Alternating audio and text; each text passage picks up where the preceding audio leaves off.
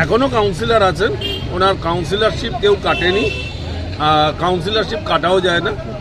নিশ্চয়ই একটা দুর্ঘটনা ঘটেছিল, সেটা আইনের ব্যাপার, আইন দেখবে। মহামান্য আদালতের প্রতি আমাদের পূর্ণ আস্থা আছে, আদালত যা রায় দেবে সেটা আমরা মাথা পেতে নেব। একটা সময় আমাদের ভারতীয় জনতা পার্টিতে ছিলেন সব্যসাচী দত্ত, তিনি কি ছিলেন আর কি হয়েছে? তাহলে ওনার মতন আমি ওনার থেকে বেশি টাকা কামাতে পারতাম, ওনার কাছে আমি হাত পাততে যাবো ইয়ের জন্য, টাকার জন্য? ভাবলেন কোনো সুবিধা আর হবে না।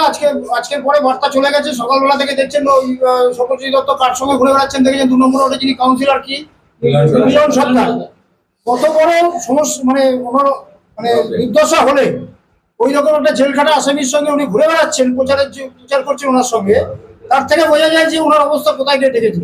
হয়তো আমার সঙ্গে থাকলে হয়তো উনি মিলন সর্দারের সঙ্গে যেতেন না, আর মিলন সর্দারের সঙ্গে যেহেতু গেছেন, ওনার যেটুকু ভোট বারাসাতে পেতেন, পশ্চিম বারাসাতের মানুষ ওনাকে সেই ভোটটাও দেবেন না।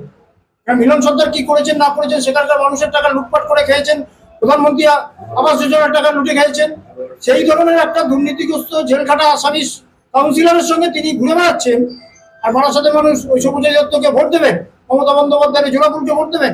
কখনোই না। যেটুকু ভোট পেতেন সেটুকু ভোট পাবেন না, হয়তো তার জামানত জব্দ হয়ে যেতে পারে।